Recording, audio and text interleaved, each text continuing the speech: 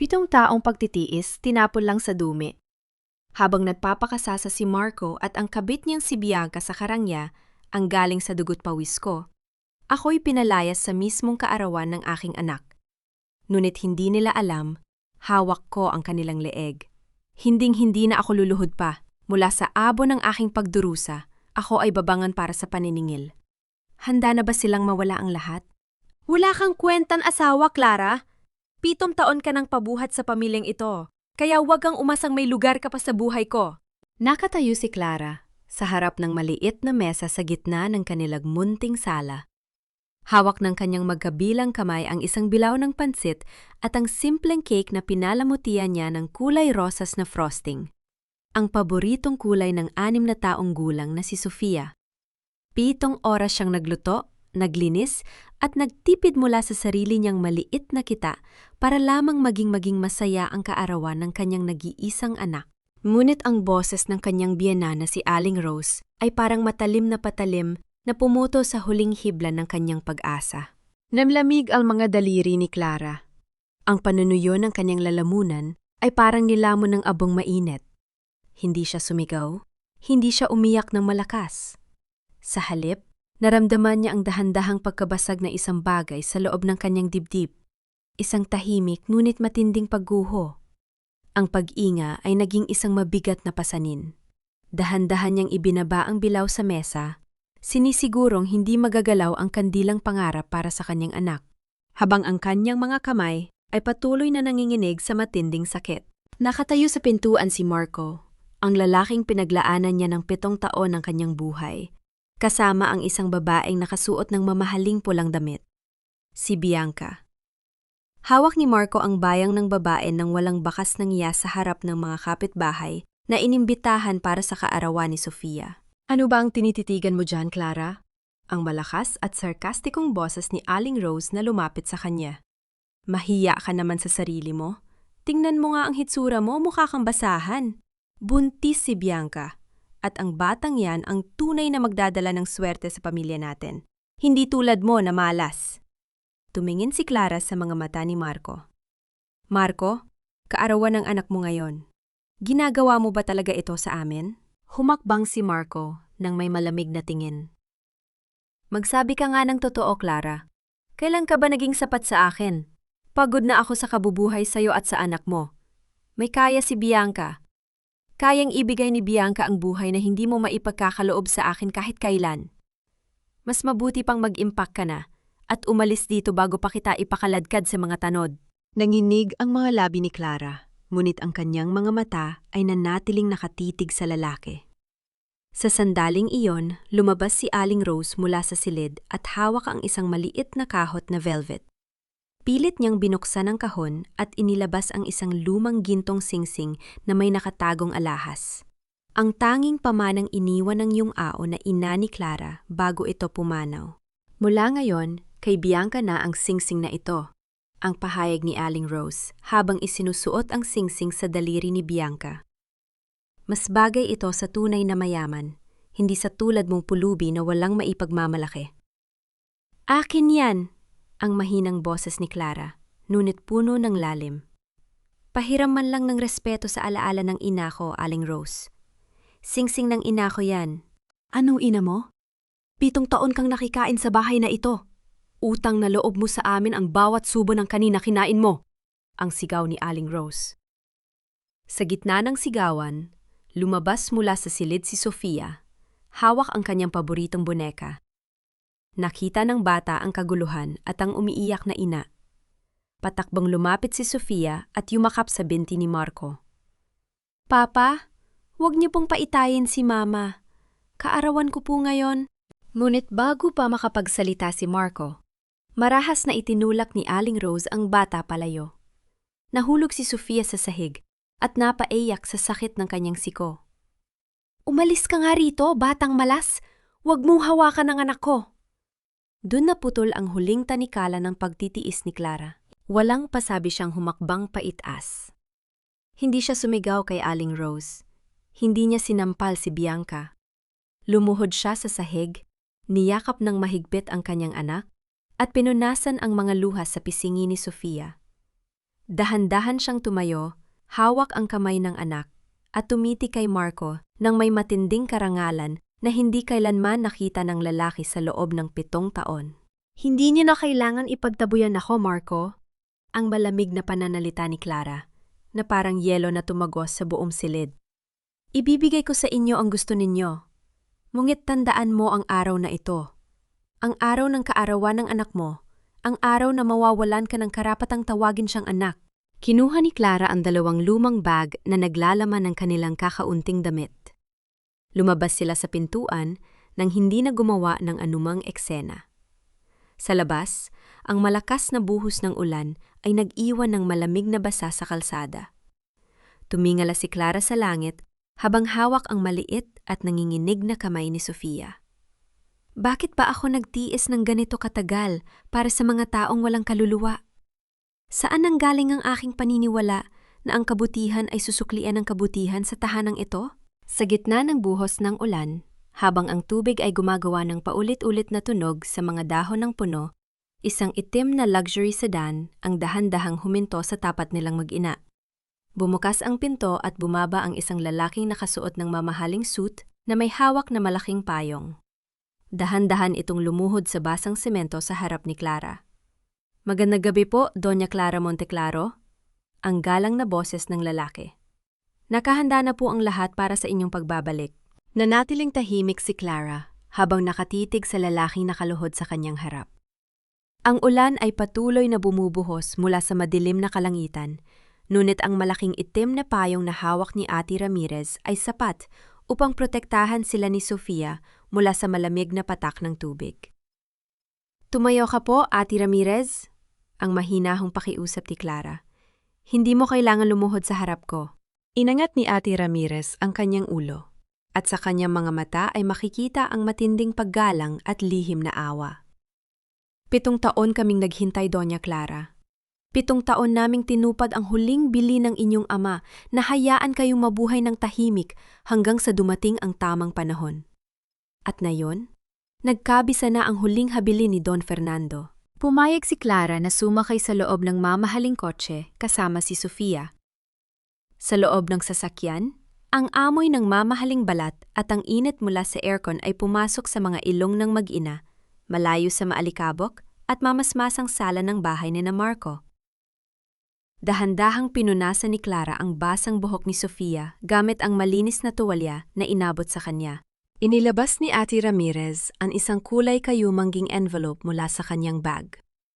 Ito po ang mga opisyal na dokumento mula sa Monteclaro Holdings. Mula sa araw na ito, sa inyong kaarawan sa susunod na linggo, sa inyo na nakapangalan ang 80% ng mga pagmamay-ari ng inyong pamilya. Kabilang narito ang Monteclaro Land, ang bangko at ang mismong kumpanya kung saan nagtatrabaho si Marco. Kinuha ni Clara ang mga papel. Ang kanyang mga daliri na sanay sa paghuhugas ng mga plato at paglalaban ng mga damit ng kanyang binan, ay dumighay sa mamahaling papel na may tatak ng pamilya Monteclaro. Isa itong paalala kung siya pa talaga siya bago niya piniling maging isang simpleng asawa dahil sa maling pag-ibig. Gusto ko pong pumunta muna sa tahanan ni Lola Amor, attorney, ang mahinang hiling ni Clara. Ayoko pong dalhin agad si Sofia sa mansyon nang may ganitong takot sa kanyang mga mata. Tango lamang ang naging tugon ng abogado. Pagkalipas ng kalahating oras, huminto ang kotse sa isang tahimik na barangay kung saan nakatira si Lola Amor, ang dating kasambahay na nag-alaga sa ina ni Clara.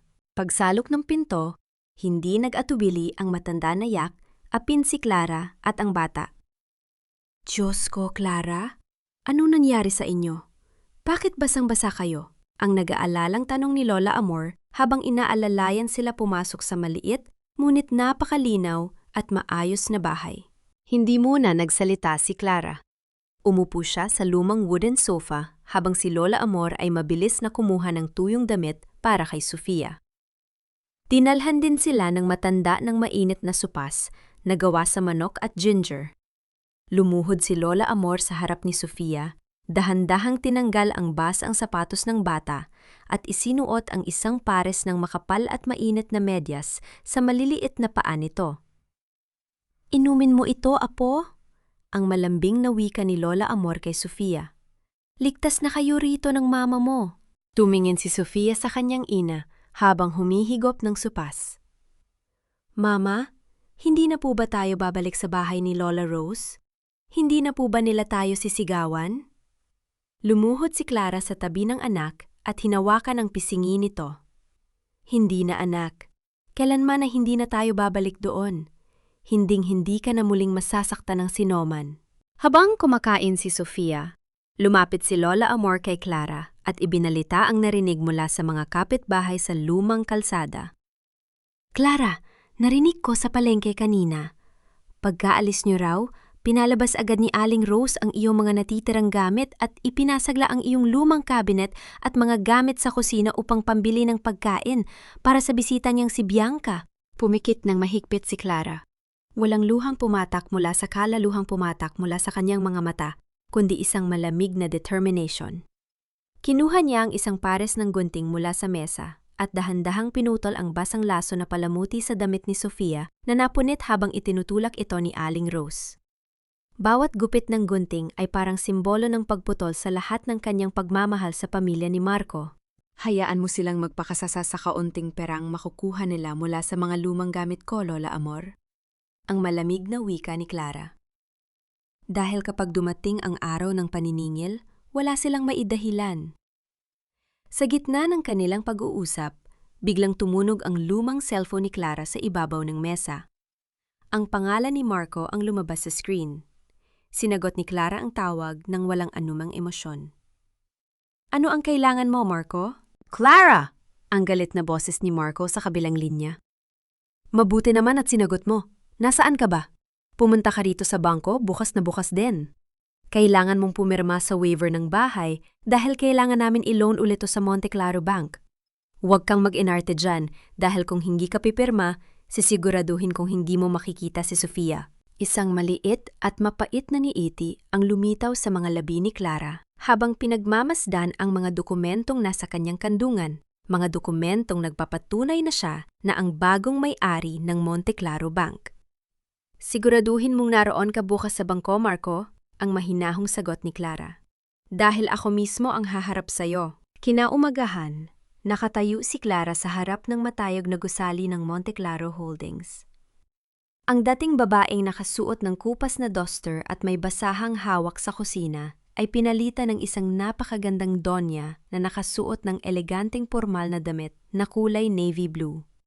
Ang kanyang buhok ay maayos na nakatali at sa kanyang mga mata ay walang bakas ng pag-aalinlangan. Pagpasok niya sa malawak na bulwagan, ang lahat ng mga miyembro ng lupon at mga matataas na opisyal ng kumpanya ay nakatayo at yumuyuko bilang paggalang. Maligayang pagbabalik, Doña Clara! Ang pormal na pagbati ng bise-presidente ng kumpanya. Dahan-dahang humakbang si Clara patungo sa opisina ng kanyang yumao na ama sa pinakamataas na palapag. Pagpasok niya sa malaking silid, dahan-dahang idinikit ni Clara ang kanyang palad sa lumang larawan ng kanyang ama na nakasabit sa dingding. Naramdaman niya ang malamig na salamin sa kanyang balat, nuit ang init ng mga alaala ng kanyang kabataan ay nagbigay sa kanya ng lakas. Papa, nandito na ulit ako. Ang mahinang bulaw ni Clara sa sarili. Tutuparin ko ang ipinangako ko sa iyo. Protektahan ko ang pamilyang ito at ang aking anak. Sa kabilang dako ng lungsod, sa loob ng isang mamahaling butik, masayang nagtatawanan sina Marco, Bianca at Aling Rose. Hawak ni Bianca ang 3 bagong handbag mula sa kilalang brand, habang si Aling Rose ay nakasuot ng bagong gintong kwintas.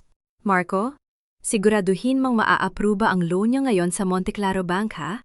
Ang maarting wika ni Bianca habang inaayos ang kanyang buhok. Gusto ko ring bilhin yung bagong kotse na nakita natin kahapon. Huwag kang mag-alala, mahal. Ang proud na sagot ni Marco habang inilalabas ang credit card na nakapangalan sa kumpanya kung saan siya nagtatrabaho. Kilala ako ng branch manager doon at saka siguradong pipirma rin si Clara kapag pinagbantaan ko siyang hindi ipakikita si Sofia. Dapat lang! Ang singit ni Aling Rose habang nakatingin sa salamin. Utang na loob niya sa atin ang lahat. 7 taon natin siyang pinakain. Kung hindi dahil sa atin, sa kalsada yan mamamatay. Samantala sa opisina ni Clara, iniharap ni Ate Ramirez ang mga huling financial report ng bangko. Doña Clara, ang kumpanya ni Marco ay humihingi ng 50 milyong piso na loan extension para sa kanilang kasalukuyang proyekto. Ang ulat ni Ate Ramirez. At batay sa aming pagsusuri, ginagamit nila ang perang ito upang pagtakpan ang mga pondo ng kumpanya na ginastos para sa personal na kagustuhan. Tumingin si Clara sa mga papel na may pirma ni Marco. Gusto niyang aprubahan ang loan na ito para magmukha siyang matagumpay sa harap ng kabit niya. Ano po ang utos ninyo? Tatanggihan na po ba natin agad? Tanong ng abogado. Isang malamig at kalkulado na ngiti ang lumitaw sa mukha ni Clara. Hindi. Aprubahan ninyo ang loan attorney? Nagulat ang abogado sa narinig. Po? Ngunit Doña Clara, alam nating hindi nila kayang bayaran yon. Aprubahan ninyo, ngunit idagdag ninyo ang pinal na sugnay sa kontrata, ang malalim na utos ni Clara. Sa oras na magkaroon ng kahit isang araw na pagkaantala sa pagbabayad o patunay ng maling paggamit ng pondo, ang buong ari-ariya ng kumpanya at ang lahat ng personal na ari-ariya ng pumirma, kabilang ang bahay ni Marco, ay agad na mapupunta sa Monte Claro Holdings nang walang dumaang proseso sa korte. Nang hapon ding iyon, bago pumunta sa bangko, lihim na pumasok si Clara sa lumang bahay ni Marco gamit ang sarili niyang susi upang kunin ang natitirang birth certificate ni Sofia at ang lumang diary ng kanyang ina. Ngunit pagbukas niya ng pinto sa sala, nakatayo roon si Aling Rose na kasalukuyang nag-iimpaka ng mga lumang plato upang ibenta. Ikaw? Ang gulat at galit na sigaw ni Aling Rose nang makita si Clara. Anong ginagawa mo rito? Magnanakaw ka? Pinalayas ka na rito kahapon, di ba? Tumingin si Clara sa dating biyenan nang may malamig na tingin, hindi gumagalaw at hindi nagpapakita ng anumang takot. Sa matinding galit at pagmamadali na itaboy si Clara, napatid si Aling Rose sa sarili niyang bag. Nahulog ang kanyang bag sa sahig at mula sa loob nito ay lumabas ang mga papel at isang lumang resibo ng pawnshop. Mabilis na nakita ni Clara ang pangalan sa resibo ng pawnshop. Isang resibo ng pagsangla sa isang mamahaling gintong relos na may nakatatak na pangalan ng pamilya Monte Claro na isinangla 5 taon na ang nakalilipas. Akin yan! Huwag mo hawakan yan! Ang sigaw ni Aling Rose habang mabilis na gumagapang sa sahig upang kunin ang resibo. Tinitigan ni Clara ang nanginginig na kamay ni Aling Rose at ang resibo. Isang malaking katanungan ang sumagi sa kanyang isip. Saan nakuha ni Aling Rose ang relos ng kanyang ama 5 taon na ang nakalilipas, bago pa man pumasok si Clara sa buhay ni Marco? Hawak ni Marco ang liham ng pag-apruba ng loan mula sa Monte Claro Bank. Ang kanyang muka ay puno ng kayabangan habang nakatayo sa gitna ng sala ni Aling Rose. Kasama niya si Bianca na abala sa pag-order ng mamahaling alahas sa pamamagitan ng kanyang cellphone. Sabi ko sa inyo, inay, walang makakatangi sa akin sa bangkong yan. Ang mayabang na pahayag ni Marco. Ngayong approve na ang 50 milyon, maayos ko na ang proyekto at makakabili pa tayo ng bagong bahay sa kilalang subdivision. Humalahak si Aling Rose habang iniinom ang kanyang kape. Napakagaling ng anak ko. Mabuti na lang talaga at pinalayas natin yung malas na si Clara at ang kanyang anak. Kung nandito pa yon, baka humingi pa yon ng porsyento sa perang natanggap mo. Dahil sa labis na kayabangan, lumabas si Aling Rose at pumunta sa tindahan sa tapat ng kalsada upang magyabang sa mga kapitbahay. Nang hihiram pa siya ng pera sa ilang kakilala, nangangakong babayaran ito ng doble kapag pumasok na ang pondo sa susunod na linggo. Samantala, sa isang pangpublikong paaralan sa kabilang barangay, nagmamadaling pumasok si Clara matapos makatanggap ng tawag mula sa guro ni Sofia. Pagdating niya sa pintuan ng silid-aralan, nakita niya si Marco na nakikipag-away sa guro habang itinutulak ang pintuan. Nakatago si Sofia sa likod ng guro, nanginginig sa takot, at hawak ang kanyang kulay rosas na sapatos na natanggal sa kanyang paa sa gitna ng kaguluhan. Anak ko yan? May karapatan akong kunin siya, ang galit na sigaw ni Marco sa guro. Humakbang si Clara ng may matinding galit. Ilayo mo ang dumi ng mga kamay mo sa anak ko, Marco! Lumingon si Marco, at nakita si Clara. Ngunit dahil nakasuot si Clara ng simpleng damit lamang sa araw na yon dahil galing sa bahay ni Lola Amor, inisip ni Marco na wala pa ring lakas si Clara. "Clara, mabuti at nandito ka!" Ang bulyaw ni Marco. "Kailangan kong dalhin si Sofia sa bangko para sa background check ng family loan. Magsama kayo o kukunin ko siya ng pilit." Tinitigan ni Clara ang lalaki ng may malamig at matatag na tingin. Lumapit siya kay Sofia, lumuhod, at mahigpit na niyakap ang anak. Isinuot niya muli ang kulay rosas na sapatos sa maliit na paa ng bata. "Ina, ayoko na pong bumalik sa kanila. Natatakot po ako kay Papa." Ang pabulong at umiiyak na wika ni Sofia habang nakayakap sa leeg ni Clara. Naramdaman ni Clara ang pagtibok ng puso ng anak. Ang pangamba sa kanyang dibdib ay mabilis na napalitan ng isang bakal na determinasyon.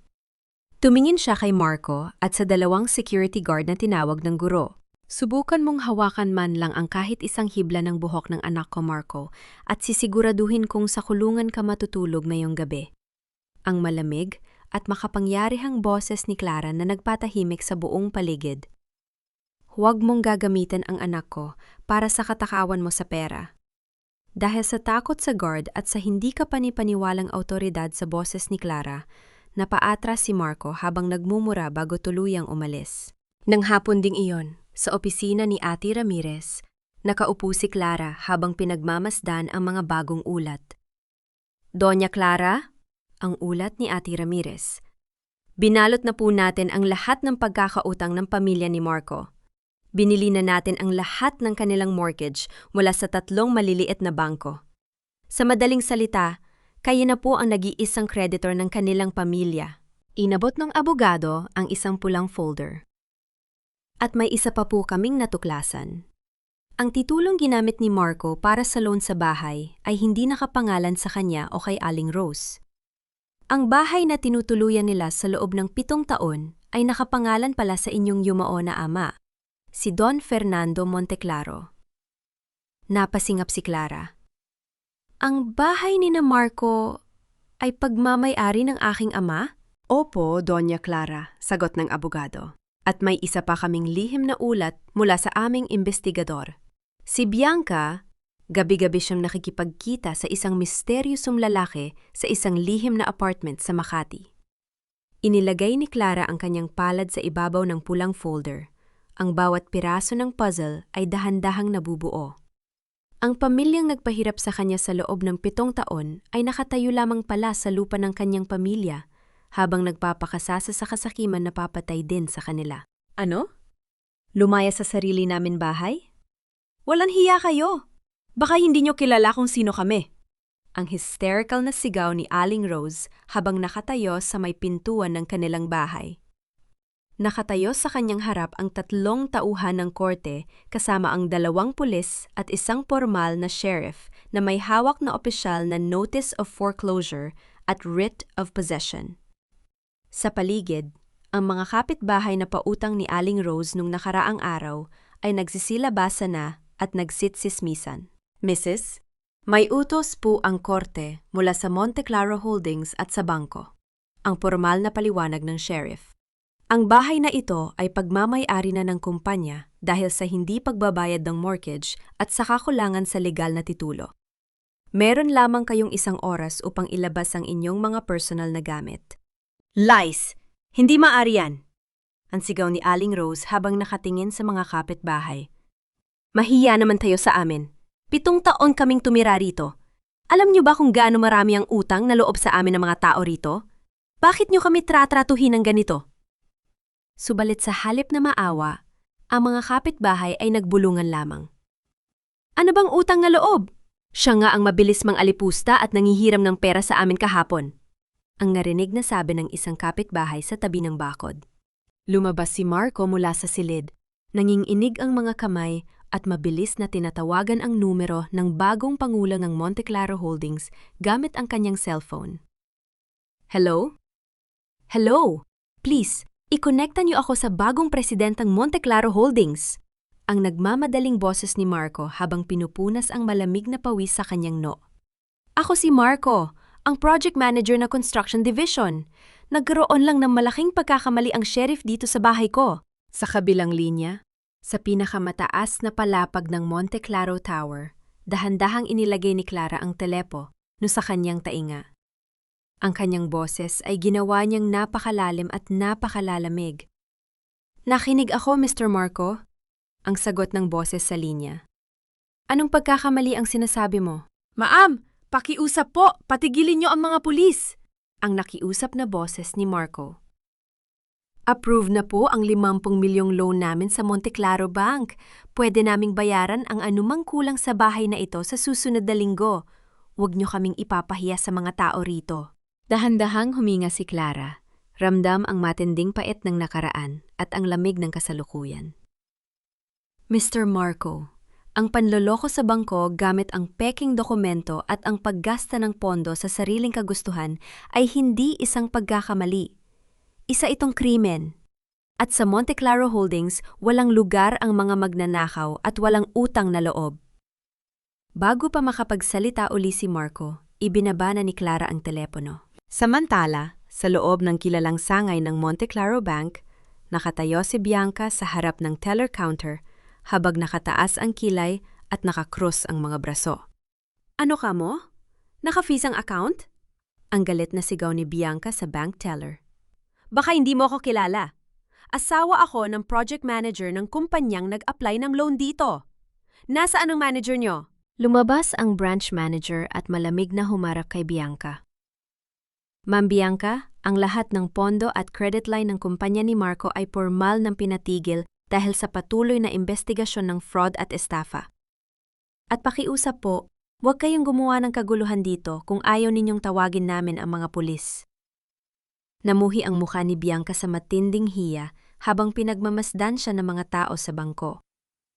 Mabilis siyang tumakbo palabas habang hinahawakan ang kanyang tiyan. Bumalik ang eksena sa bahay ni Marco. Inilalabas na ng mga tauhan ng korte ang mga lumang sofa, kama at mga kahon ng damit sa kalsada. Si Aling Rose ay umiiyak habang nakaupo sa tabi ng isang sira-sirang silya, habang si Marco ay napapaypayan sa matinding init at hiya. Sa gitna ng kaguluhan, isang mamahaling itim na luxury sedan ang dahan-dahang huminto sa tapat ng bahay. Tumingin si Marco sa kotse. "Baka ang president na yan! Inay, pumunta rito ang president ng kumpanya para tulungan tayo." Mabilis na tumakbo si Aling Rose patungo sa kotse at lumuhod sa basang kalsada sa tapat ng pinto ng sasakyan. "Panginoon ko, pakiusap po, maawa kayo sa amin. Huwag niyo kami itapon sa kalsada. Babayaran namin ang lahat, gagawin namin ang lahat." Dahan-dahang bumaba ang bintana ng kotse. Ang liwanag ng araw ay tumama sa magandang mukha ni Clara. Nakasuot siya ng mamahaling salamin sa mata, nakatitig sa nakaluhod na lumang biyenan nang walang anumang awa. Napatigil si Aling Rose. Ang kanyang mga mata ay nanlaki sa matinding gulat at ang kanyang labi ay nanginginig habang napaatras sa sahig. "Clara?" Napatulala rin si Marco, napabitaw sa hawak niyang folder at napahawak sa kanyang dibdib. "Clara, ikaw ang..." Tumingin si Clara sa kanila. Sa tabi ng kalsada, nakatayo pa rin ang lumang punong mangga kung saan siya dating umiiyak tuwing gabi matapos saktan at alipustahin ng dalawa. Inilabas ni Clara ang susi ng bahay na hawak niya. Mula sa kanyang kamay, dahan-dahan niyang itinapon ang susi sa tabi ng basuraan sa kalsada. 7 taon ninyong itinapon ang dignidad ko sa basurahan, Aling Rose? Ang malamig at malinaw na wika ni Clara. "Nang Void, oras na para maranasan ninyo kung paano mabuhay sa lugar kung saan niyo ako inilagay." Dahan-dahang itinaas uli ni Clara ang bintana ng kotse. Sa loob ng sasakyan, inabot ng investigador ang isang kulay itim na sobre kay Clara. "Doña Clara," ang pabulong ng investigador. "Ito po ang resulta ng DNA test sa sanggol na dinadala ni Bianca at ang mga dokumento ng lihim na utang ni Marco."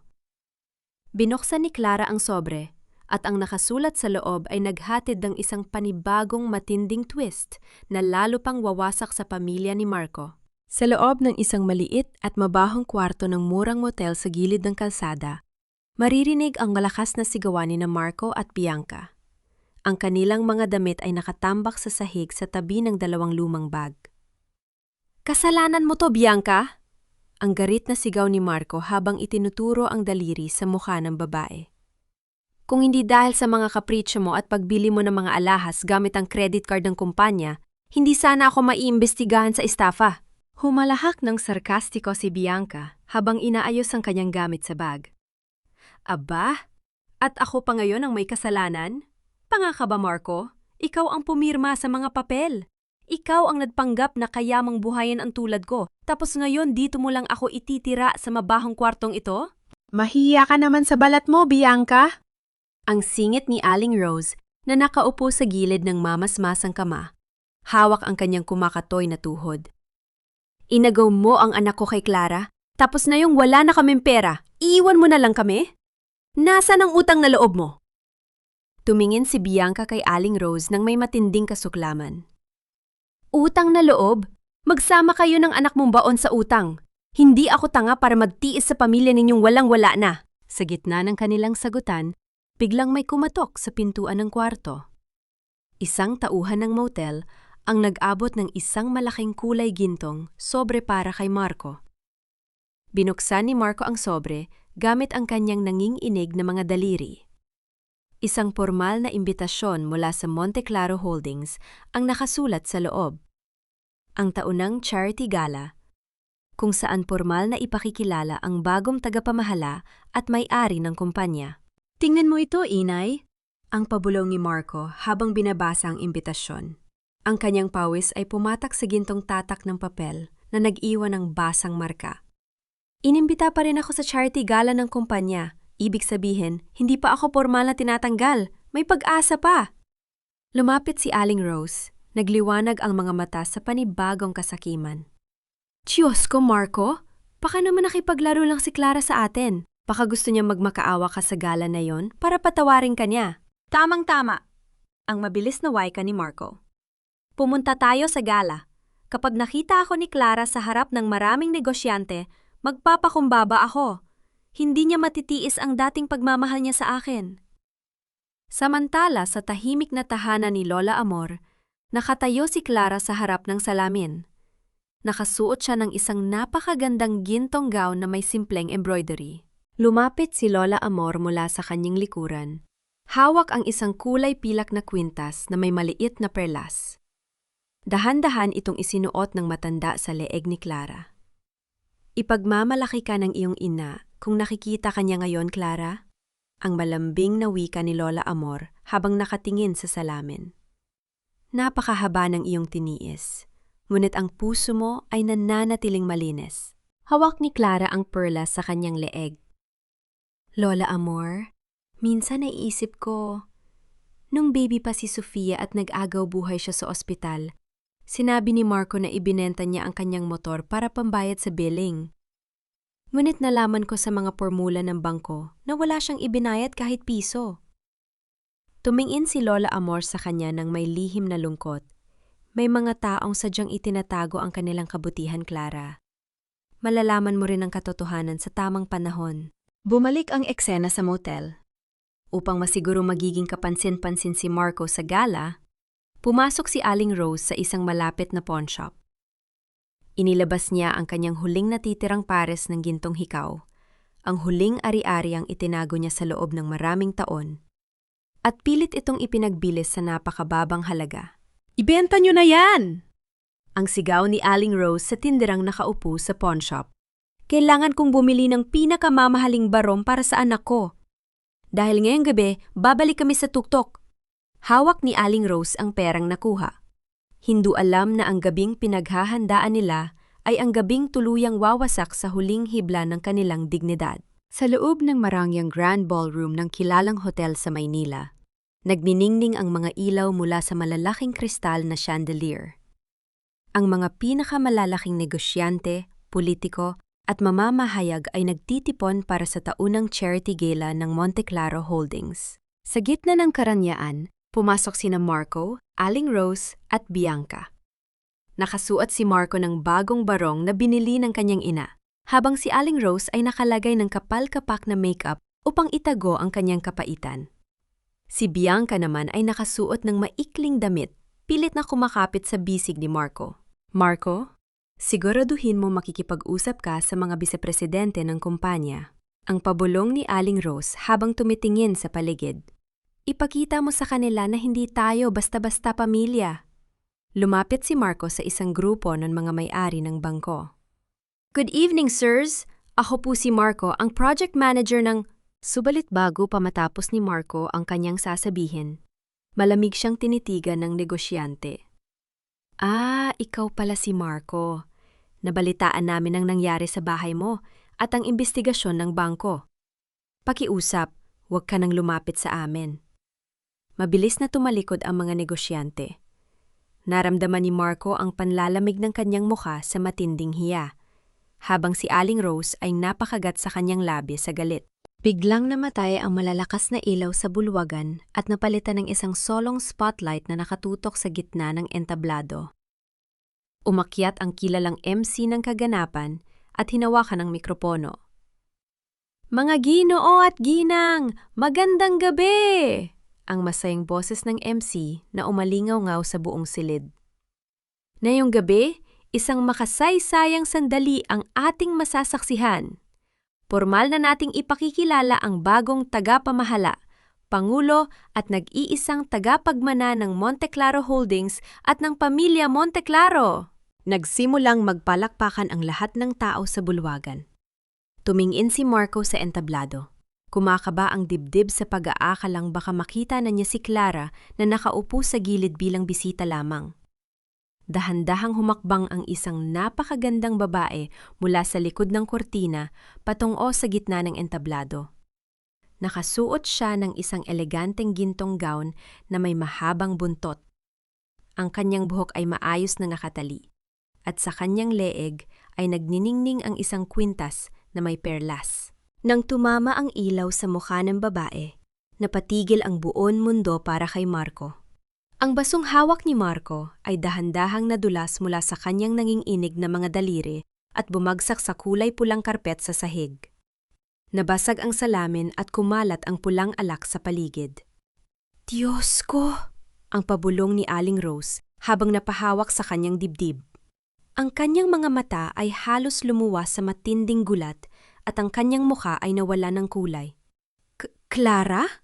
Napalundag si Bianca sa gulat at napahawak sa braso ni Marco. Ano? Si Clara? Siya ang president ng Monteclaro Holdings? Nakatayo si Clara sa harap ng mikropono, malamig at puno ng karangalan.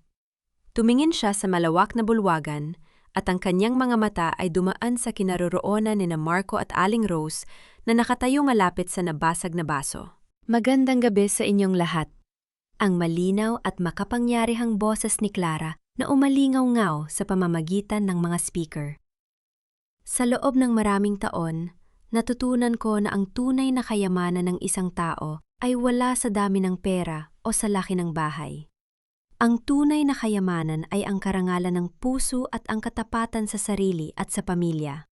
Tumingin si Clara sa direksyon ni Marco habang nagpapatuloy sa kanyang talumpati. May mga taong ginagamit ang panlilinlang, ang kasakiman at ang pambabaliwala sa utang na loob upang umangat.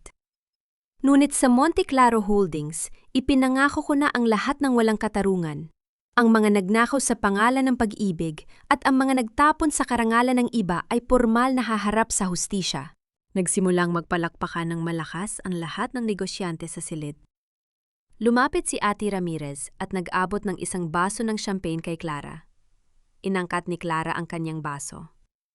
Mula sa entablado, tumingin siya ng diretso sa mga mata ni Marco at dahan-dahang itinaas ang baso bilang isang tahimik na tagay sa panalo bago tumalikod patungo sa VIP room. Sa gitna ng palakpakan ng mga tao, naputol ang pagtitimpi ni Marco. Nawalan siya ng bait sa matinding hiya at pagkabigo. Clara! Ang galit at hysterical na sigaw ni Marco habang tumatakbo patungo sa entablado. Clara! Loko ka? Niloko mo ako! Asawa mo ako! Magsalita ka! Subalit bago pa matapos ang kanyang sigaw, mabilis siyang hinawakan ng 4 na malalaking security guard sa magkabilang braso at pilit na itinumba sa sahig. Bitiwan niyo ako! Asawa ko yan! Ang sigaw ni Marco habang kinakaladkad palabas ng bulwagan sa harap ng lahat ng negosyante at mamamahayag. Sa kabilang dako, habang nagkakaingay ang lahat, napansin ng investigador na nakatayo sa tabi ni Clara na si Bianca ay mabilis na tumatakbo patungo sa likod ng hotel. Sa likod nito ay may isang lalaking nakasombrero na mabilis ding lumayo nang makita ang mukha ni Clara sa malaking screen. Sa buong maghapon, nakatayo sina Marco at Aling Rose sa tapat ng mataas na gate ng Monte Claro Tower. Ang mainit na sikat ng araw ay nagdudulot ng patak ng pawis sa kanilang mga mukha. Si Aling Rose ay nakahawak sa kanyang kumakabog na dibdib habang nakapayong ng sirang payong, habang si Marco ay balisa at patuloy na lumalakad ng pabalik-balik. Nang sumapit ang hapon, bumukas ang malaking gintong pinto ng gusali.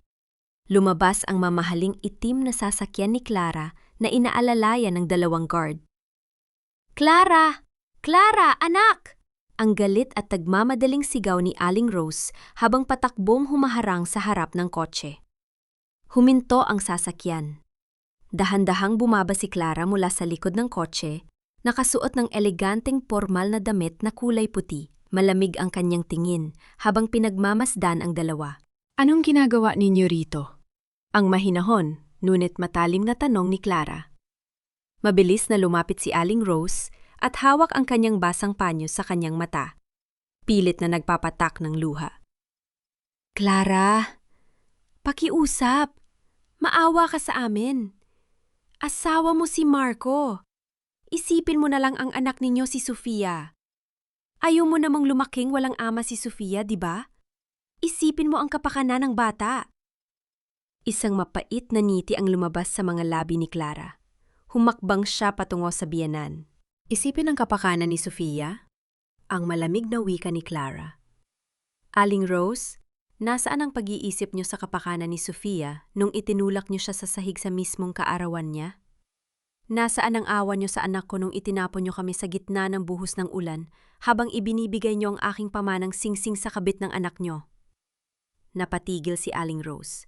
Napatingin siya kay Marco na mabilis na lumapit at lumuhod sa harap ni Clara sa basang semento. "Clara, patawarin mo ako." Ang nakiusap na boses ni Marco habang hinahawakan ang dulo ng damit ni Clara. "Nagkamali ako. Nililang lang ako ni Bianca. Ikaw ang mahal ko, Clara. Balik na tayo sa dati, pakiusap." Dahan-dahang itinaas ni Clara ang kanyang paa upang alisin ang kamay ni Marco sa kanyang damit. Kinuha niya ang isang malinis na panyo mula sa kanyang bag at dahan-dahang pinunasan ang kaunting alikabok sa kanyang sapatos kung saan humawak si Marco bago itinapon ang panyo sa sahig. "Marco, hindi ka nagsisisi dahil nasaktan mo ako." Ang malamig na pahayag ni Clara. "Nagsisisi ka dahil nalaman mong mayaman ako at nawala sa iyo ang lahat. Walang balikan at walang kapatawaran sa taong walang utang na loob." Tumalikod si Clara at pumasok uli sa kotse.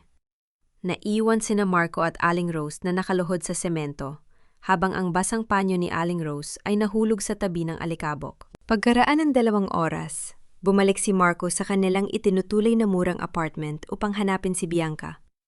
Ngunit pagbukas niya ng pinto, nakita niyang nakabukas ang lahat ng aparador at wala na ang mga natitirang alahas at pera sa kanyang drawer. Sa ibabaw ng mesa, may nakaiwang resibo ng flight ticket papuntang ibang bansa na nakapangalan kay Bianca at sa isang lalaki. Natuklasan ni Marco na si Bianca ay matagal nang may ibang kasama at ginamit lamang siya upang makuha ang pondo ng kumpanya. "Walang iya ka, Bianca!" Ang galit na sigaw ni Marco habang napapaupo sa sahig sa matinding pagkahilo at pagkabigo. Samantala, sa loob ng isang tahimik na silid sa restaurant, nakaupo si Clara habang umiinom ng tsaa. Dahan-dahang bumukas ang pinto at pumasok ang isang babaeng nakasombrero at nakasalamin. Si Bianca. Lumapit si Bianca kay Clara at inilagay ang isang kulay itim na USB drive sa mesa. "Gusto mo bang maipakulong si Marco ng tuluyan?" Ang pabulong na wika ni Bianca kay Clara. Lahat ng ebidensya ng kanyang pagnanakaw sa kumpanya at ang peking dokumento ng bahay ay nandito. Ibibigay ko sa iyo ito, kapalit ng 5 milyong piso. Sa loob ng matahimik, ngunit formal na silid-hukuman ng Quezon City Hall of Justice, nakaupo si Clara sa tabi ng kanyang abogadong si Ate Ramirez. Nakasuot si Clara ng formal na damit na kulay abo, kalmado at may karangalan. Sa kabilang dako, nakaupo si Marco kasama ang kanyang abogadong kinuha gamit ang natitirang huling pera ni na Aling Rose. Si Aling Rose ay nakaupo sa kabilang upuan sa likod, balisa at patuloy na nagdarasal gamit ang kanyang rosaryo. Your Honor, ang simula ng abogado ni Marco habang tumatayo sa harap ng hukom. Ang aking kliyente, si Mr. Marco, ay humihiling ng buong custody sa kanyang anak na si Sofia. Ang ina na si Clara ay biglang naging abala sa pagpapatakbo ng malaking kumpanya. Wala siyang sapat na oras upang magpalaki ng bata, at ang kanyang biglang pagyaman ay nagdudulot ng hindi magandang impluwensya sa bata. Tumingin ang hukom kay Clara. May maipapahayag ba ang panig ng ina? Tumayo si Atin Ramirez. Your Honor, nais po naming tawagin ang aming unang saksi, si Lola Amor, at ang 3 kapitbahay na nakasama ng mag-asawa sa loob ng 7 taon. Umakyat si Lola Amor sa witness stand. Inilagay niya ang kanyang kamay sa Biblia at tumingin ng diretsyo sa hukom. Your Honor, ang nanginginig ngunit matatag na boses ni Lola Amor. 7 taon kong nakita kung paano ginawang alipin ni Aling Rose at ni Marco si Clara. Si Clara ang nagluluto, naglilinis at nagtatrabaho maghapon habang pinagagalitan at inaabuso ng kanyang biyenan. At noon kaarawan ng 6 na taong gulang na si Sofia, itinulak ni Aling Rose ang bata sa sahig at pinalaya sila sa gitna ng ulan dahil lasang sa pumasok ang kabit ni Marco sa bahay. Sinungaling! Sinungaling ang matandang yan! Ang biglang sigaw ni Aling Rose mula sa likuran. Makisama po kayo sa utos ng korte, Mrs., kung ayaw ninyo maikontempt. Ang formal na bulyo ng hukom habang itinutuktok ang wooden gavel sa mesa upang mag-iwan ng matinding katahimikan sa buong silid. Tumayo uli si Ate Ramirez at iniharap ang mga opisyal na dokumento at ang USB drive. Your Honor, inilalahad din po namin ang opisyal na audit report ng Monte Claro Holdings at ang pahayag ng pulisya. Kahapon lamang po ay nahuli ng pulisya ang kabit ni Marco na si Bianca habang sinusubukang tumakas sa paliparan. Inamin ni Bianca na kasabot siya ni Marco sa pagpaki ng mga dokumento at pagnanakaw ng 10 milyong piso sa pondo ng kumpanya. Namatay ang kulay sa mukha ni Marco. Napatingin siya sa kanyang abogado na dahan-dahang umiling at umupo. Tumingin ang hukom sa mga dokumento. Pagkatapos ay tumitig ng matalim kay Marco. Patay sa mga patunay ng pang-aabuso, palilinlang at sa kasalukuyang kasong kriminal ng panloloob at estafa laban sa ama, ang formal na pahayag ng hukom. Iginagawad ng korteng ito ang buong at permanenteng custody ng batang si Sofia kay Clara Monteclaro. Walang karapatan ng ama na lumapit sa bata sa loob ng 500 metro. Dahan-dahang ibinaba ng hukom ang gavel sa mesa. At sa kasong estafa at falsification of public documents, pagpapatuloy ng hukom. Iniuutos ng korteng ito ang pag-aresto agad kay Marco. Mabilis na pumasok ang 2 pulis sa silid hukuman at pinalibutan si Marco upang lagyan ng pusa ang kanyang 2 kamay.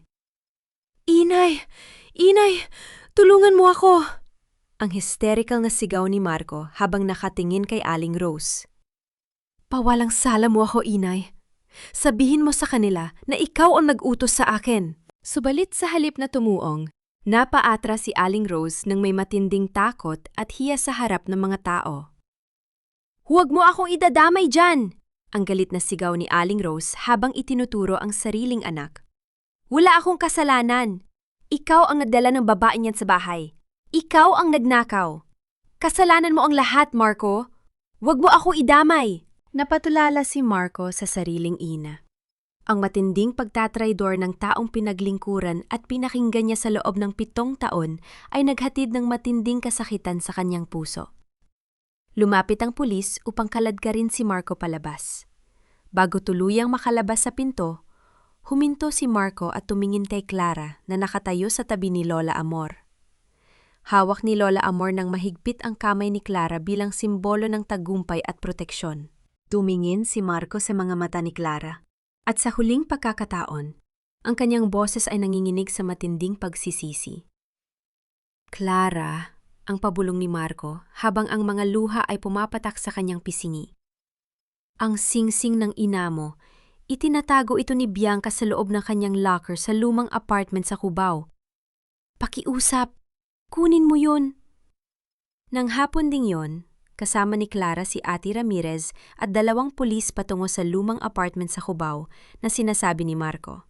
Pagpasok nila sa maliit na kwarto, binuksan ng pulis ang maliit na bakal na locker. Sa loob, sa gitna ng ilang peking dokumento at lumang pasaporte, nakalagay ang isang kulay velvet na kahon. Dahan-dahang kinuha ni Clara ang kahon. Nang buksan niya ito, ang lumang gintong singsing na may porsela ng perlas, ang huling pamanang iniwan ng kanyang yumao na ina, ay nagniningning sa ilalim ng liwanag ng ilaw. Hinawakan ni Clara ang singsing gamit ang kanyang nanginginig na mga daliri. Dahan-dahan niyang inilapit ang singsing sa kanyang mga labi at hinalikan ito ng matagal habang ang 2 patak ng luha ay dahan-dahang pumatak mula sa kanyang mga mata. Luha ito ng paghilom at pagpapakawala sa 7 taong dusa. Nandito na ulit sa akin ang singsing mo, Ina. Ang pabulong ni Clara habang isinusuot ang singsing sa kanyang daliri sa ilalim ng liwanag ng buwan na tumatagos sa bintana. Ligtas na kami ni Sofia.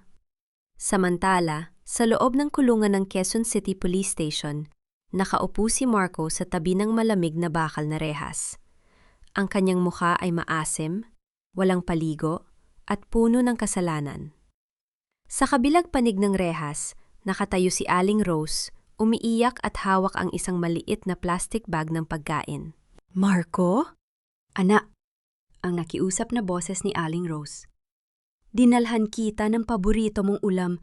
Kinausap ko ang kapitan. Naghahanap ako ng pambail sa iyo. Tumiin si Marco sa sariling ina nang may matinding pait at galit sa kanyang mga mata. Hinawakan niya ang malamig na bakal ng rehas gamit ang kanyang nanginginig na kamay. Umalis ka na rito, inay, ang malamig at basag na boses ni Marco. Huwag ka nang babalik kailanman. Marco? Ako ang nanay mo! Ang sigaw ni Aling Rose. Ikaw ang dahilan kung bakit ako nandito. Ang sigaw ni Marco na nagpatahimik sa buong silid-dalaw. 7 taon mong itinuro sa akin na alipustahin si Clara. 7 taon mong itinuro sa akin na ang pera at kayabangan ang pinakamahalaga. At nung kailangan kita sa korte, itinapon mo ako na parang basura. Napaatras si Aling Rose, umiiyak at napapahawak sa kanyang dibdib sa matinding hiya at pagsisisi. Kinabukasan, habang nakaupo si Clara sa kanyang mesa sa opisina, habang pinagmamasdan ang mga papel para sa kanyang bagong charitable foundation, pumasok si Ate Ramirez. Inabot ng abogado ang isang sulat na kulay puti na may tatak ng jail facility. Ipinadala ito ng abogado ni Marco, ang ulat ng abogado. Ito ay sulat mula sa kulungan. Binuksan ni Clara ang sulat. Sa loob, ang mga sulat kamay ni Marco ay nanginginig at basa ng luha.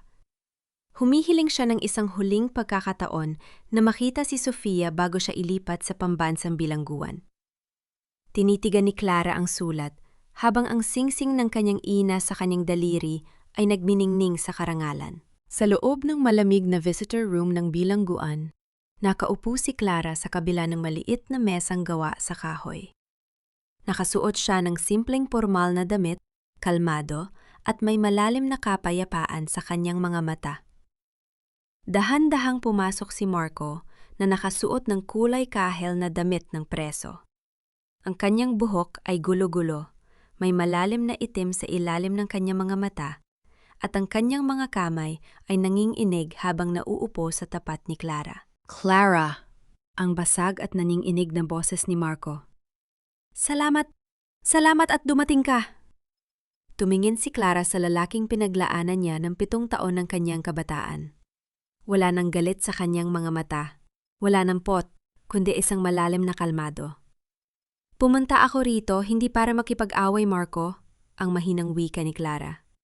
Pumunta ako rito para tapusin na ang lahat. Yumuko si Marco at patuloy na pumatak ang kanyang mga luha sa ibabaw ng mesa. Clara, patawarin mo ako. Naging napakasama kong asawa sa'yo. Naging napakasama kong ama kay Sofia. Araw-araw sa loob ng selda, naalala ko kung paano kita itinapon sa ulan.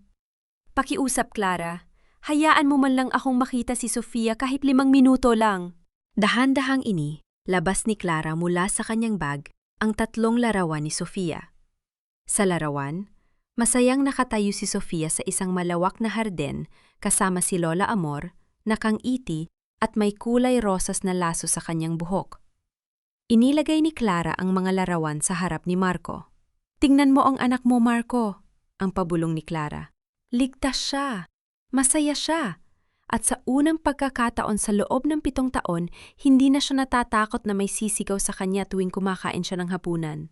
Tinitigan ni Marco ang larawan ng anak, at ang kanyang pagtangis ay lalong lumakas. Gusto ko siyang yakapin, Clara. Pakiusap. Hindi ko idadala si Sofia rito sa loob ng bilangguan, Marco. Ang matatag, ngunit hindi galit na tugon ni Clara. Ang kapayapaan ng yutak at puso ng anak ko ang pinakamahalaga sa akin. Ngunit kapag sapat na ang kanyang edad at handa na siyang umunawa, ibibigay ko sa kanya ang mga sulat mo.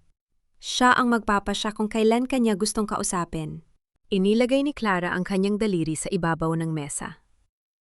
Sinisira ng galit ang taong nagtataglay nito. Kaya ngayon, Marco, pinapalaya na kita sa galit ko. Pinapatawad na kita bilang tao, ngunit ang kasalukuyan nating mga buhay ay magkahiwalay na kailanman. Pagkaalis sa bilangguan, nagpadala si Clara ng kotse patungo sa isang pampublikong bahay lingap sa pampang ng lungsod. Sa likod ng kusina ng bahay lingap, nakatayo si Aling Rose na nakasuot ng simpleng lumang damit. Abala siya sa paghuhugas ng malalaking kawali at pagwawalis ng sahig upang magkaroon ng libreng tirahan at pagkain. Wala na ang kanyang mga mamahaling alahas at ang kanyang dating kayabangan. Nakatayo si Clara sa may pinto. Nang lumingon si Aling Rose at makita si Clara, napatigil ang matanda. Mabilis na ibinaba ni Aling Rose ang basahan at yumuko ng malalim sa sahig. Hindi makatitig sa mga mata ni Clara sa matinding hiya at pagsisisi. Hindi lumapit si Clara upang manginsulto. Lumapit siya sa lamesa ng kusina at inilagay ang isang malaking basket na naglalaman ng mga sariwang prutas, gamot para sa arthritis, at isang sobre na naglalaman ng panggastos para sa bahay lingap. Mag-ingat po kayo sa inyong kalusugan, Aling Rose. Ang mahinahong bilin ni Clara bago dahan-dahang tumalikod at lumabas ng pintuan. Naiwan si Aling Rose na nakayuko sa sahig, umiiyak ng tahimik habang nakahawak sa kanyang dibdib. Batid na ang taong itinapon niya sa basurahan ang tanging nagpakita sa kanya ng tunay na awa at dignidad. Pagkaraan ng 2 linggo, ginanap ang formal na grand opening ng Monte Claro Center for Women and Children. Isang malaking pasilidad na pinunduhan ni Clara upang magbigay ng tirahan, legal na tulong at paghilom para sa mga kababaihan at batang biktima ng Bauth Hinjayaden. Nakatayo si Clara sa harap ng gintong laso ng center, hawak ang kamay ni Sofia at nakatitig sa libu-libong taong nagpalakpakan. Sa tabi niya, nakatayo si Ate Ramirez na may ngiti at malalim na paghanga sa kanyang mga mata. Tumingin si Clara sa kulay rosas na laso na nakatali sa kanyang kahon ng alaala. Batid na ang dilim ng nakaraan ay pormal ng nagwakas. 1 taon ang mabilis na lumipas mula nang magbago ang takbo ng buhay ni Clara. Sa isang tahimik at luntiang barangay sa probinsya ng Laguna, nakatayo ang isang simpleng 2 palapag na bahay bakasyunan ng mga Monte Claro. Ang simoy ng hangin ay nagdadala ng amoy ng mga bulaklak sa harden, malayo sa ingay at usok ng lungsod. Sa malawak na silid kainan, abala si Lola Amor sa paghahanda ng masarap na pansit gisado at puto para sa tanghalian. Si Sofia, na ngayon ay 7 taong gulang na, ay nakasuot ng maayos na damit pampaaralan at masayang tumatakbo patungo sa kanyang ina. "Mama, tingnan mo po ang star sa papel ko!" Ang masayang sigaw ni Sofia habang iniaabot ang kanyang assignment sa paaralan. "Sinabi ng teacher ko na napakagaling ko raw po magbasa." Lumuhod si Clara at hinalka ng pisingin ng anak. "Napakagaling ng prinsesa ko. Ipagmamalaki ka palagi ni Mama." Sa bagong paaralan ni Sofia, wala nang nakakaalam sa pait ng kanyang nakaraan. Ang nakikita lamang ng kanyang mga guro at kaklase ay isang masayahin at matalinong bata na buong pagmamalaking ipinapakilala ang kanyang ina tuwing sundot hatid sa eskwelahan. Habang naghahanda sila ng pagkain, dumating ang sasakyan ni Ate Ramirez. Bumaba ang abogado na may hawak na maayos na kulay kayumangging folder. Magandang tanghali po, Doña Clara, Lola Amor. Ang formal, ngunit malambing na pagbati ni Ate Ramirez. Pumasok ka, attorney, at sumabay na sa aming tanghalian. Ang alok ni Clara habang nag-aabot ng baso ng juice. Umupo si Ate Ramirez at iniharap ang mga papel. Gusto ko lamang pong ipaalam na opisyal nang natapos ang paglikida sa mga pondo at aryarya ng dating kumpanya ni Marco. Ang lahat ng pagkakautang sa Monte Claro Bank ay malinis na, at ang natitirang kaunting pondo para sa tulong pinansyal ay formal nang naisalin sa pangalan ng pamilya ni Aling Rose upang magkaroon sila ng simpleng pangkabuhayan sa probinsya. Napahinga ng malalim si Clara. Ramdam ang matinding kagaanan sa kanyang dibdib. Ang lahat ng lamat ng nakaraan ay formal nang nagkaroon ng tuldok. Nang hapon ding yon, nagdaos ang pamilya ni Clara ng isang simpleng pagsasalo sa kanilang bakuran para sa mga kapitbahay at sa mga taong tumulong sa kanila noong mga unang araw ng kanilang paglipat. Ang amoy ng masarap na pansit at inihaw na isda ay nagpayaman sa init ng hapon habang nagtatawanan ang mga tao. Sa gitna ng bakuran, kasama ni Sofia ang 5 batang kapitbahay na naglalaro ng patintero at tumba patates. Ang tunay na halahak ng anak ay umalingaw-ngaw sa hangin. Nakatayo si Clara sa may beranda. Hawak ang isang tasa ng tsa habang pinagmamasdan ng anak. Ito ang ginintuang sandali na pinangarap niya sa loob ng 7 taong pagtitiis sa ilalim ng dusa. Lumapit si Lola Amor sa tabi ni Clara at inabot ang isang lumang notebook na kulay rosas na nahanap nito sa ilalim ng baul. Ang lihim na tala-arawan ni Clara nung mga araw na umiiyak siya sa kusina ni Marco. Hindi mo na kailangang buksan ang mga pahina ng lungkot, Clara. Ang mahinahong pabulong ni Lola Amor. Dahil ang mga susunod na pahina ay ikaw na ang magsusulat gamit ang kaligayahan. Dahan-dahang idinikit ni Clara ang notebook sa kanyang dibdib. Batid na ang pait ay naging pundasyon lamang ng kanyang panibagong lakas. Sa gitna ng kasiyahan, biglang huminto ang isang kulay pilak na sasakyan sa tapat ng gate ng bahay. Bumukas ang pinto at bumaba ang isang hindi inaasahang bisita na may dalang malaking buke ng mga sariwang dilaw na rosas. Ang bisitang bumaba sa kulay pilak na sasakyan ay walang iba kundi si Ate Ramirez. Nakasuot siya ng simpleng polo shirt, hawak ang buke ng mga dilaw na rosas para kay Clara at isang malaking kahon ng colored pencils at drawing book para kay Sofia. "Attorney!" ang masayang boses ni Sofia habang patakbong lumalapit sa gate. "Pumunta ka po!" Lumuhod si Ate Ramirez at formal na ibinigay ang regalo sa bata. "Maligayang kaarawan sa bagong school year, Sofia. Para sa iyo ito." Inabot din ng abogado ang mga dilaw na rosas kay Clara. "Para sa iyo, Doña Clara. Ang dilaw na rosas ay simbolo ng bagong simula at ng pag-asa." Kinuha ni Clara ang mga bulaklak, naramdaman ang katapatan at ang respeto sa mga mata ng lalaki. Sa loob ng maraming taon na nakilala niya si Ate Ramirez, ang abogado ay nanatiling tahimik at tapat na nagpoprotek sa kanya ng walang hinihining kapalit. Habang masayang naglalaro si Sofia kasama si Lola Amor sa hardin, naglakad sina Clara at Ate Ramirez sa tabing dagat na hindi malayo sa bahay. Ang hanging amoy dagat ay nagdadala ng malamig na kaginhawaan habang ang maliliit na alon ay dahan-dahang humahalik sa pampang. "Clara," ang mahinang simula ni Ate Ramirez habang dahan-dahang naglalakad sa tabi niya. "Alam kong malalim ang sugat na iniwan ng nakaraan sa iyong puso, at hindi ko intensyon na magmadali ka." Tumingin si Clara sa malawak na karagatan. "Ibang-iba ka, Ate Ramirez. 7 taon akong nasanay na ang pag-ibig ay isang kasunduan ng pagtitiis at pang-aabuso." Dahan-dahang pumatak ang kamay ni Ate Ramirez sa ibabaw ng kamay ni Clara.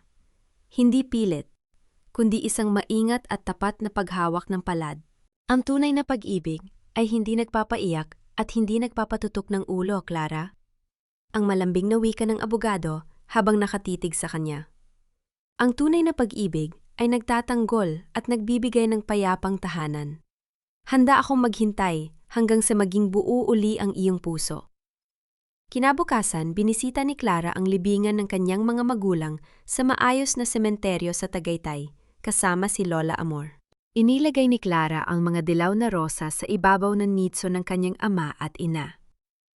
Lumuhod siya sa damuhan, hinawakan ang malamig na marmol ng puntod. Papa? Mama? Ang pabulong ni Clara habang pumatak ang 2 patak ng luha ng ligaya. Nagawa ko po! Ligtas na ang anak ko. Naisalba ko ang karangalan ng ating pamilya at ang pangalang Monteclaro ay malinis na muli. Naramdaman niya ang malamig na hangin na dumaan sa kanyang buhok, na parang isang tahimik na yakap mula sa kanyang mga magulang. Pagkaraan ng 1 buwan, mabilis na lumago ang Monteclaro Center for Women and Children. Daan-daang kababaihang biktima ng Bauhan Jayadin ang nakatanggap ng libreng suportang legal, tirahan, at pangkabuhayan. Ang pangalan ni Clara ay naging simbolo ng pag-asa at lakas sa buong bansa. Isang umaga sa opisina ni Clara, pumasok ang kanyang sekretarya na may hawak na isang opisyal na sulat mula sa Malacanang at sa Department of Social Welfare and Development. Doña Clara, ang ulat ng sekretarya, kayo po ang napiling tumanggap ng pambansang parangal para sa pinakamahusay na lingkod bayan at tagapagtanggol ng kababaihan ngayong taon. Tumingin si Clara sa sulat, habang sa kanyang likuran ay nakatayo si Ate Ramirez na may ngiti at matinding karanghalan para sa babaeng kanyang minamahal. Sa malaking cultural center ng Pilipinas, napupuno ng palakpakan ang buong bulwagan. Ang mga pinakamataas na opisyal ng pamahalaan, mga lider ng lipunan, at mga mamamahayag ay nakatayo habang pumapasok si Clara patungo sa gitna ng entablado upang tanggapin ang pambansang parangal. Nakasuot si Clara ng isang formal at eleganteng Filipiniana gown na gawa sa katutubong tela na kulay ginto at puti. Ang kanyang muka ay nagniningning sa karangalan at kalmado. Inabot ng kalihim ng kawanihan ang gintong trofeo at sertipiko kay Clara. Nagsimulang magsalita si Clara sa harap ng mikropono at ang kanyang boses ay narinig sa buong bansa sa pamamagitan ng live broadcast sa radyo at telebisyon. 1 taon na ang nakalilipas. Ang simula ng boses ni Clara, napuno ng lalim at emosyon. Akala ko ay nagwakas na ang aking buhay. Ako ay isang babaeng nagtiis ng 7 taon ng pang-aabuso, panliliit at kawalan ng pag-asa. Akala ko, ang pagiging tahimik at pagpapakumbaba sa harap ng talamak na kasamaan ay patunay ng kabutihan. Ngunit natutunan ko na ang tunay na lakas ay wala sa pagtitiis sa mali, kundi sa lakas ng loob na tumayo at ipaglaban ang sariling dignidad at ang kapakanan ng iyong anak. Tumingin si Clara sa kamera, habang ang libo-libong kababaihan sa buong bansa ay nakikinig. Para sa lahat ng mga ina at kababaihang nakikinig gayon na kasalukuyang umiiyak sa dulo ng kusina at pakiramdam ay wala ng pag-asa, ang patuloy ni Clara. Tandaan ninyo, hindi kayo basahan. Ang inyong halaga ay hindi itinatakda ng taong hindi marunong magmahal sa inyo. Mula sa pinakamadilim na gabi, merong umagang naghihintay kung piliin ninyong bumangon. Sa loob ng pampublikong bahay lingap, nakatayo si Aling Rose sa tabi ng lumang radyo sa kusina, hawak ang basahan. Habang naririnig ang boses ni Clara, ang mga luha ni Aling Rose ay patuloy na pumatak sa kanyang pisingi. Wala na siyang galit. Ang natitira na lamang sa kanyang dibdib ay isang matinding hiya at paggalang sa babaeng dating itinapon niya sa ulan. Sa loob din ng bilangguan sa Quezon City, nakaupo si Marco sa tabi ng pader habang nakikinig sa maliit na radyo ng gwardiya. Napahawak siya sa kanyang muka habang umiiyak ng tahimik. Sa unang pagkakataon, naunawaan niya kung gaano kadakila ang babaeng nawala sa kanya. Pagkatapos ng formal na kaganapan, bumalik si Clara sa kanyang tahanan sa Laguna kasama si Ate Ramirez, Lola Amor at Sofia. Nakatayo si Sofia sa pintuan. Hawak ang isang maliit na card na gawa sa kulay rosas na kartulina na may iginuhit na puso. Mama! Ang masayang sigaw ni Sofia habang iniaabot ang card. Congratulations po!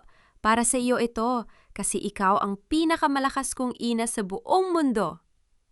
Kinuha ni Clara ang card at mahigpit na niyakap ang anak. Naramdaman niya ang init ng pagmamahal na nagpuno sa lahat ng bakanteng espasyo sa kanyang puso. Umupo sila sa bakuran habang umiinom ng mainit na tsaa at nagtatawanan. Tumingin si Ate Ramirez kay Clara nang may matinding paghanga at pagmamahal. Bukas na ang kaarawan muli ni Sofia, Clara, ang mahinang paalala ni Ate Ramirez. 1 taon na ang nakalipas mula nung gabi ng bagyo. Tumingin si Clara sa maliwanag na buwan sa kalangitan. Opo, attorney, at ngayong taon, sisiguraduhin kong ang kaarawan ng anak ko ay puno ng tunay na liwanag at pag-ibig. Sa malawak at maayos na hardin ng mansyon ng mga Monte Claro, ang hapon ay puno ng liwanag, kulay at tunay na ligaya. Ang mga puno ay pinalamutian ng makukulay na banderitas at kulay rosas na lobo. Ang amoy ng masasarap na pagkain, pansit, lechon, at ang paboritong cake ni Sofia ay nagpuno sa masayan paligid. Ang mga bisita ay hindi mga taong plastik o pilit na nakikipagplastikan. Sila ay sina Lola Amor, ang mga kapabiktima at bata mula sa shelter, si Ate Ramirez, at ang mga tunay na kaibigan ni Clara na nagmamahal sa kanila ng tapat.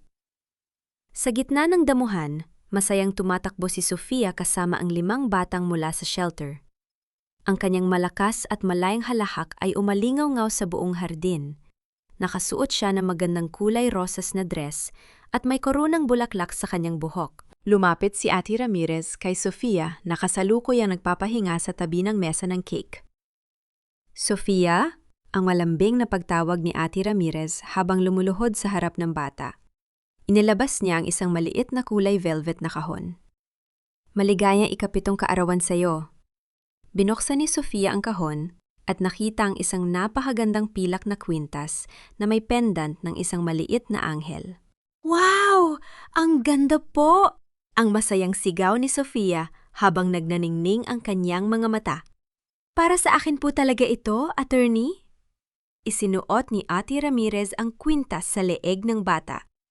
Opo, Sofia, ang anghel na yan ay simbolo na simula ngayon may magtatanggol at mag-aalaga sa inyo ng mama mo araw-araw.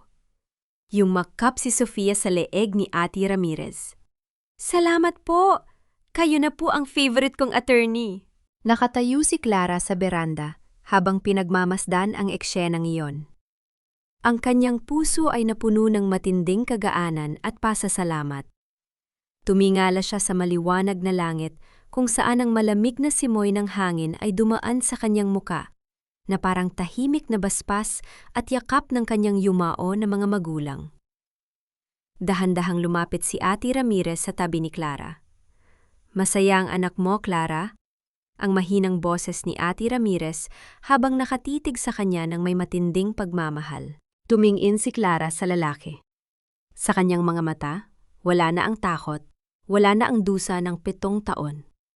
Ang natitira na lamang ay isang malalim na pagtitiwala at pagmamahal.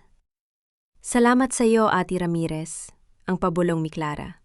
Salamat dahil itinuro mo sa amin kung paano maramdaman ang tunay na seguridad at pagmamahal. Dahan-dahang, inabot ni Ate Ramirez ang kamay ni Clara at mahigpit itong hinawakan. Hindi mo na kailangang mag-isa kailanman, Clara. Handa akong makasama mo sa bawat araw ng ating buhay. Pumunta ang lahat sa paligid ng mesa kung saan nakalagay ang 7 kandila sa ibabaw ng malaking birthday cake ni Sofia. Nagsimulang kumanta ng Happy Birthday ang lahat ng mga bisita. Si Lola Amor ay nakangiti habang pinupunasan ang luha ng ligaya sa kanyang pisngi.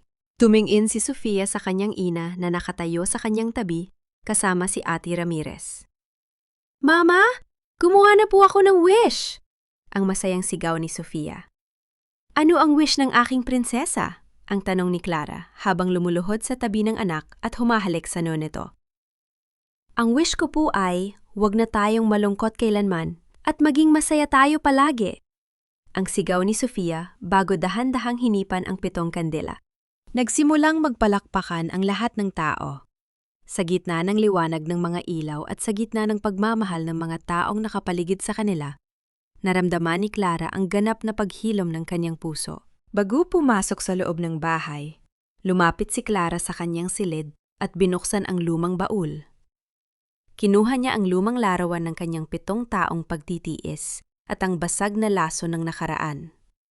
Sa huling pagkakataon, tinitigan niya ito, dahan-dahang isinara ang baul at pormal na inilagay ang susi sa basurahan. Ang dilaw na liwanag ng gabi ay nag-iwan ng init at liwanag sa kanilang bagong tahanan. Nakatayo si Clara sa tabi ng malaking bintana sa kanyang malawak na opisina sa Monte Claro Tower. Sa kanyang kamay, hawak niya ang isang tasa ng mainit na kape habang pinagmamasdan ang pagsikat ng araw sa lungsod ng Maynila. Sa kanyang daliri, nagniningning ang 2 rings, ang lumang gintong singsing ng kanyang ina at ang bagong simpleng engagement ring na ibinigay ni Ate Ramirez kamakailan. Pagkaraan ng 3 taon, mula nung gabi ng bagyo at ng kaarawan ni Sofia, ang buhay ay pormal nang nagkaroon ng kumpletong linaw at kapayapaan. Sa kabilang dako ng bansa, sa pampublikong bahay lingap sa Laguna, nakatayo si Aling Rose sa may pintuan. Abala pa rin siya sa pagtulong sa pagluluto at paglinis, ngunit wala na ang kanyang dating kayabangan at put. Ang kanyang mukha ay may malalim na linya ng edad at tuwing linggo, dahan-dahan siyang nagdarasa sa simbahan, humihingi ng patawad sa Diyos at kay Clara. Bagamat hindi na siya kailanman nakalapit kay Sofia, natutunan niyang tanggapin ang kanyang karma ng may pagpapakumbaba. Sa loob naman ng pambansang bilangguan sa Muntinlupa, nakaupo si Marco sa tabi ng maliit na mesa sa library ng prison. Abala siya sa pagtuturo sa mga kapwa preso kung paano magbasa at magsulat, isang formal na gawaing pambawi sa kanyang mga kasalanan. Bawat buwan, tumatanggap siya ng isang maikling sulat mula kay Sofia na naglalaman ng mga larawan sa paaralan. Hindi man siya muling nakatama sa buhay ni Clara, natutunan niyang tanggapin ang kanyang parusa ng may tunay na pagsisisi. Pinyatawad na ba ni Clara ang mga taong sumira sa kanyang nakaraan? Sa kanyang puso, pinalayanan ni Clara ang lahat ng galit at puot. Ang pagpapatawad na kanyang ibinigay ay hindi upang linisin ang kasalanan ni Marco at Aling Rose, kundi upang linisin ang sarili niyang puso mula sa lason ng galit. Ang pagpapatawad ay hindi ibig sabihin na babalik ka sa lugar kung saan ka nasaktan, kundi ang pagpili na maglakad ng malaya patungo sa hinaharap. Natagpuan na ba nila ang tunay na kapayapaan? Oo. Si Clara at si Sofia ay namumuhay na ngayon sa isang tahanang puno ng seguridad, paggalang at tunay na pagmamahal sa piling ni Ate Ramirez at ni Lola Amor.